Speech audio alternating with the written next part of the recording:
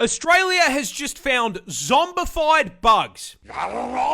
That's right, we are closer to the Walking Dead Down Under than you think. You see, just recently, a scientist by the name of Dr. Francois Broussard made a trek out to the remote savannah of the Northern Territory, with the goal of finding and cataloguing brand new species of insect unknown to science. I mean, me personally, I think we've found more than enough bugs, especially considering that half of them can send me directly into the fucking soil. But what do I know, right? Anyway, on his trip to the middle of nowhere, he stumbled across a colony of spiny savanna ants, which is a pretty normal thing to find out there. However, getting closer, he noticed something a little off. You see, the main ant colony was fine, completely normal. However, the several disfigured and deformed ant corpses clamped onto shoots of grass surrounding the colony like a Bug's Life version of Vlad the Inhaler. Yeah, those were significantly less normal. Broussard, mildly unsettled by the ant gore on his timeline, took samples for inspection and upon getting a closer look, realised something both really cool and really spooky. The ants had been overtaken by fungus. Big old red ones. More accurately, a previously unknown strain of the cordyceps fungus, infamous around the globe for its ability to create zombie bugs. And the way it does it is unbelievably horrific. You see, it begins with a spore landing on an ant and producing a thin, rope-like strand that penetrates and attaches to their exoskeleton. At which point, the ant gets a little timer on his hotbar, counting down to a family reunion with his ancestors. Once inside, the fungus begins to take control of the ant's body and brain function, completely changing their behavior, replacing their colony-focused mindset with one single goal: climb.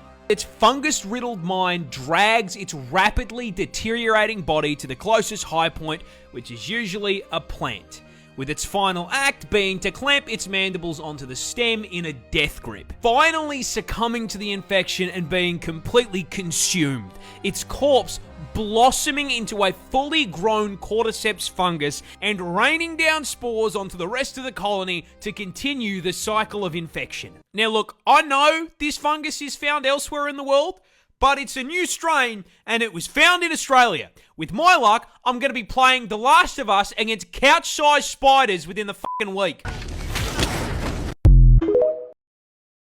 This wasp is basically a xenomorph. Introducing the tarantula hawk wasp, possibly one of the most nightmare-inducing insects on the planet. And the reason it's such a threat to your mental health is because its hunting and reproduction strategy is ripped straight from Ellen Ripley's autobiography. But before we get to the strats, you're gonna have to learn a little bit about it first. Native to Australia, because of course it fucking is, this fucker is the largest wasp on the planet, coming in at a massive 2.5 inches. Which, I mean, boys, we would all agree, well above average, right? Huge. And this is probably the most effective 2 inches has ever been because it has the second most painful sting of any insect on the planet, coming in just barely behind the bullet ant. Pack and a half-inch stinger with a potent venom that has been described as blinding, debilitating, can't move my arm, and electric. Now, the size and poison aren't just for nothing, because as the name tarantula hawk wasp suggests, they are purpose-built, genetically perfect killing machines designed specifically to violate spiders, making Australia basically an all-you-can-eat buffet for them. But they don't just execute the spiders. No, that'd be too normal. Hawk wasps use spiders to reproduce in one of the most horrific ways possible. And that all starts with a female hawk wasp hunting down a tarantula. As the buff bulking spider takes a wrong turn down a dark alley, the hawk wasp, noticing the 8 sets of TNs on his feet, proceeds to fucking jump him, flying down from above to land a sting into the spider's abdomen, instantly and permanently paralyzing it. The Bug Harbour Butcher then proceeds to drag the still completely conscious and aware spider into an isolated kill room, which is where the fucked up part really begins. Because our wasp isn't hungry, it's pregnant, and proceeds to lay its egg on the paralysed spider's abdomen. After about 3 to 4 days, that egg hatches into a larvae. A very, very hungry larvae. Fortunately, there's a whole bunch of fresh food right here underneath them. That food being the still paralysed, still very conscious and aware spider. The larvae burrows into the spider's abdomen and gets to work converting it into a KFC family bucket, consuming it from the inside out, purposely avoiding vital organs to keep the food nice and fresh. After it's done consuming a living being, the larvae breaks forth from the demolished corpse like a fucking chestburster and fucks off to continue the generational arachnid violation. Anywho, good luck getting any sleep tonight. Who wins? 100 men or 1 gorilla?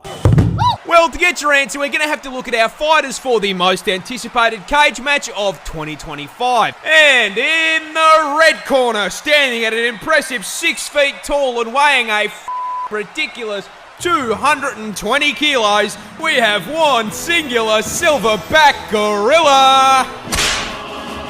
Stepping into the ring to settle the score against humanity for what we did to Harambe, this fighter is bringing some impressive physical strength, capable of lifting up to 800 kilos of weight, meaning that if it gets its hands on you, a gorilla is more than capable of picking you up and doing you the same way that Hulk did Loki.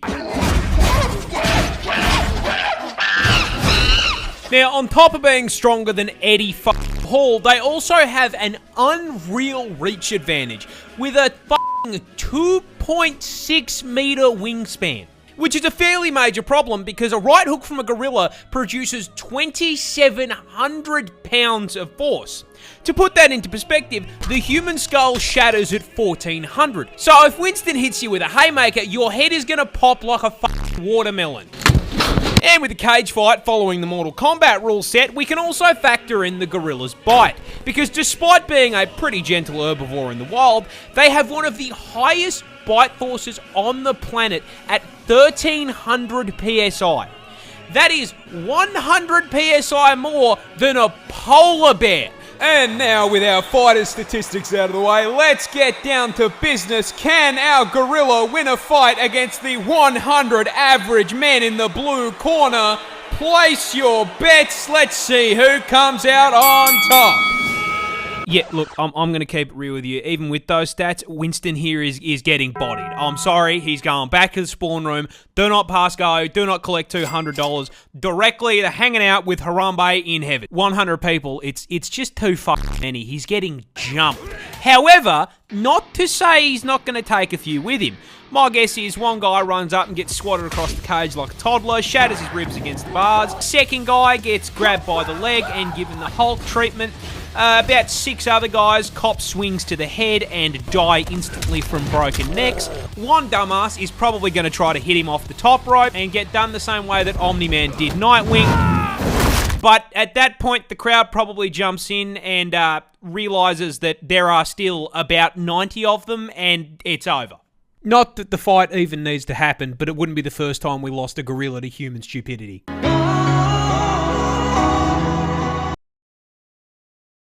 A gorilla can't beat 100 men in a fight. He gets jumped. But that begs the question, which animal does win? And the answer, stepping into the ring at 5 meters long and weighing in at a genuinely frightening 4,500 kilos, I present to you the Hippopotamus.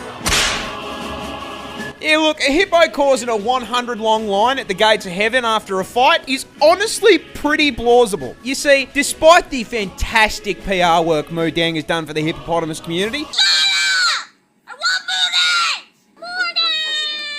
doesn't change the fact that Moto here is a sentient Ford F-150, the temperament of a fucking serial killer who can win this fight for one very specific reason.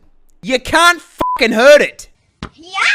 You say the hippopotamus is possibly the tankiest land animal on the fucking planet, packing an unbelievably thick 2-inch hide. Now look, we all know 2 inches is a lot, especially in the sheets, but in the streets of the African savannah, this makes them practically Don't believe me? Here is a hippopotamus walking away from 10 lions trying to convert it into a family meal. Notice how the hippopotamus does not give a single fuck. If Mufasa and his extended family can't hurt it, neither can you. However, don't let the fact that it's walking away fool you here. The hippopotamus is not a peaceful animal. They are, in fact, violent, psychopathic, 4.5-ton thundercats that can and will bite you in half.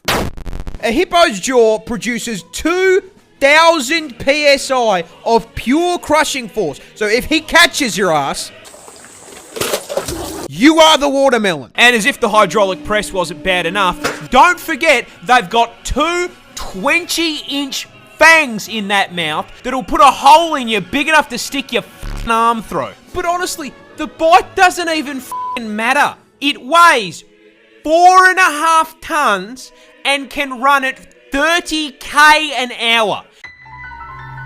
Getting hit by a charging hippo is like getting hit by a f***ing bus. There is no way we are winning a fight against something that could probably take out 10 people just by rolling over. In summary, don't f*** with the hungry hippo.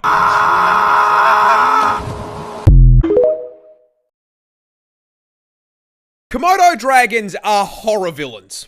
I mean, seriously, this industrial-sized lizard is easily one of the biggest assholes in the animal kingdom when it comes to hunting methods, packing a PhD in suffering and a double degree in biological warfare purely because they cannot be expending effort to hunt.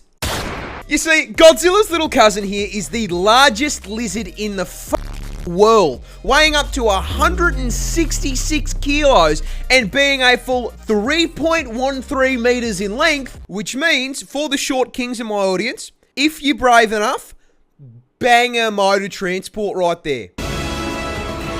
Now, being the reptile equivalent of a Cadillac Escalade means that the Komodo dragon needs to consume a lot of calories to keep that bulk going. However, rather than using that bulk to proactively chase down and body slam its prey, they can take down prey 3 times their size, because as if being a reptilian tank was not enough, they are also venomous. And this isn't just your run-of-the-mill snake venom that, you know, gives you a nice quick 15-minute death. No. A Komodo hunt starts with it running up to its prey and giving it a nice big chomp on the leg, injecting it with hemorrhagic venom. After biting, the Komodo dragon off and just sits there watching. The confused and bewildered animal runs off into the forest, leaking blood, allowing that Komodo dragon to track it like a DoorDash order.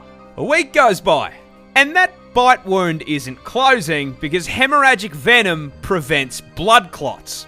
So, the animal is still slowly bleeding out, and the Komodo is still watching.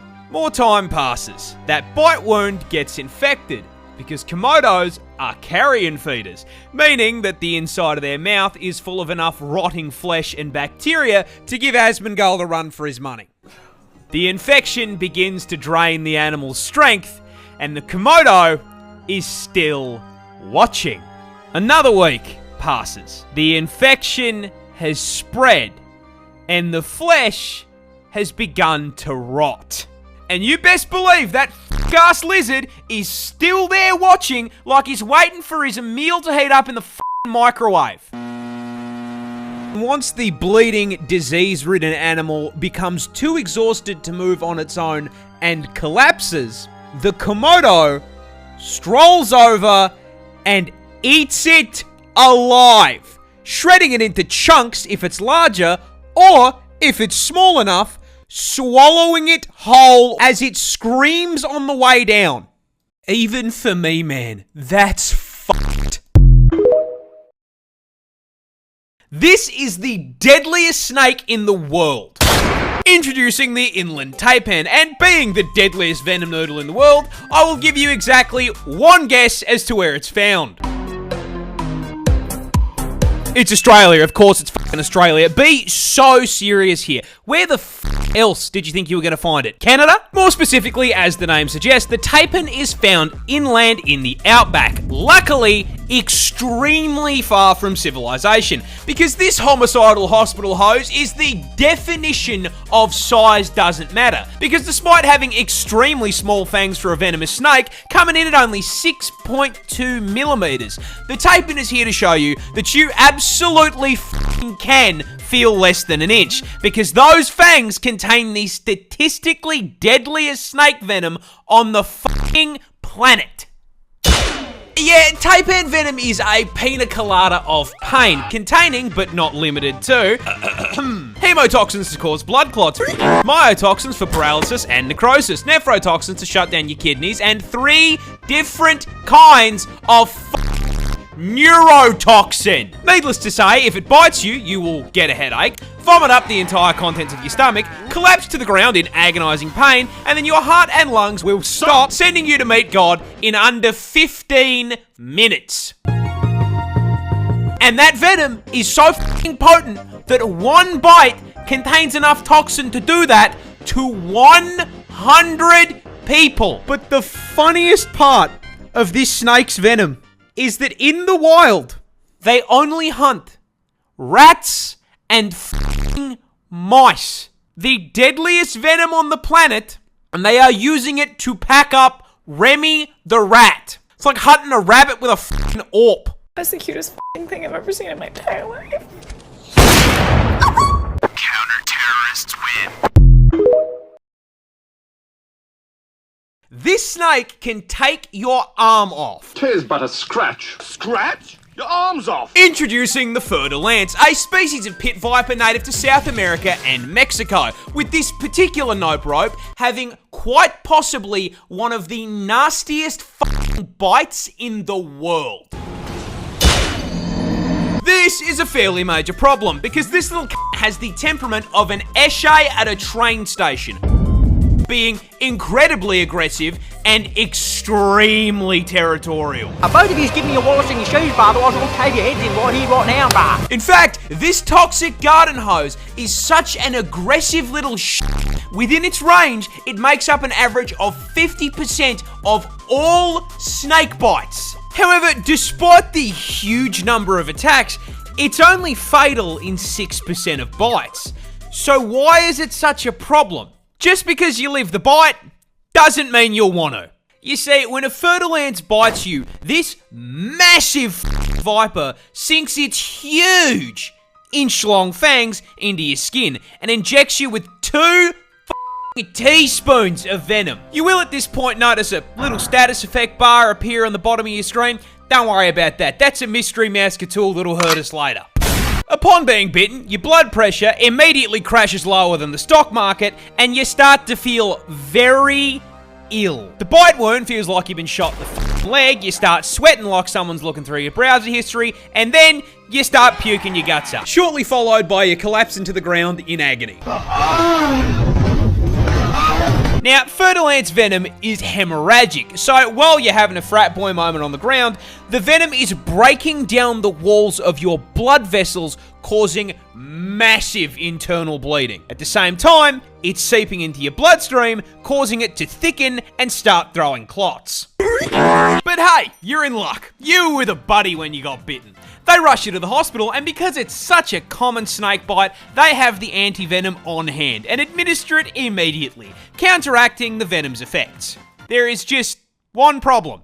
The mystery mouse tool is still there, because anti-venom is not necromancy. So, all the dead tissue around the bite caused by the blood clots and internal bleeding, yeah, still very dead. In fact, it's so dead that it is rotting on your still alive body in a process called necrosis. I can't show you a photo of necrosis because it's genuinely disgusting, but to put it in a term you can understand, the snake applies scarlet rot. Now, so long as that rot's still attached to you, it's gonna spread. So, there's only one way to stop it. Cut it off.